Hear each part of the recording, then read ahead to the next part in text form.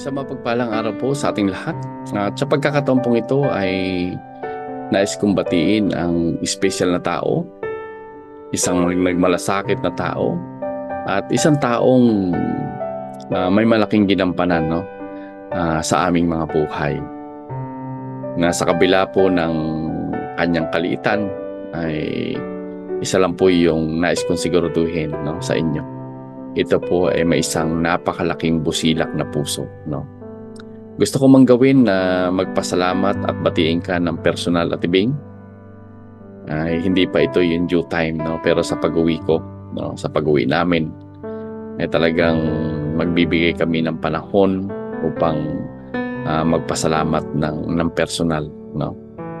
At sino nga ba naman yung mag-aakala, no, na isa sa mga pinakain mo sa iyong hapagkainan, isa sa iyong pinatulog ay magiging mayor pala ng Sablayan, no?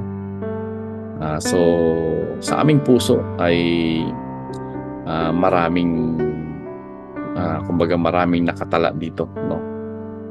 Kung paano yung pagmamalasakit na ibinigay mo, no? Nandyan yung panahon na kami ay tinulungan nyo sa baha. Andyan yung panahon na kailangan namin yung inyong tulong, no? Kahit doon sa paglilipat, no? Ang napakarami, no? Talagang mahirap isa-isahin, no?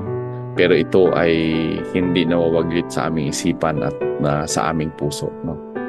Kaya sa pagkakataong ito, Ate Bing, ay nais kong batiin ka para sa iyong special na kaarawan, no? Maraming salamat sa panahon na ipinagkaloob mo sa amin yung iyong pagmamalasakit at tunay na pagmamahal, no? Kaya dalangin ko sa ating Panginoon ang patuloy na pagpapala ay matanggap mo sa iyong buhay, no? At makamit mo yung desire ng iyong puso, no?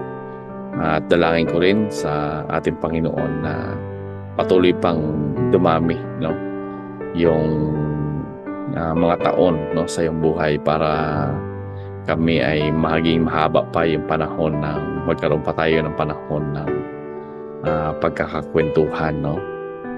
Kaya nagpapasalamat din tayo sa ating Panginoon na lumikha siya, no, ng isang Bing Francisco, no, na talagang pag nagbigay ng pagmamahal ay garantisado, no. So sa pagkakataong ito, Ate Bing, ay maraming salamat, no. Maraming salamat sa lahat na ibinigay mo. At sa darating ng mga panahon ay kami naman ang babawi, no. So God bless everyone, at lalong higit sa iyong pamilya, Ate Bing, especially kay Kuya Joe, na ang iyong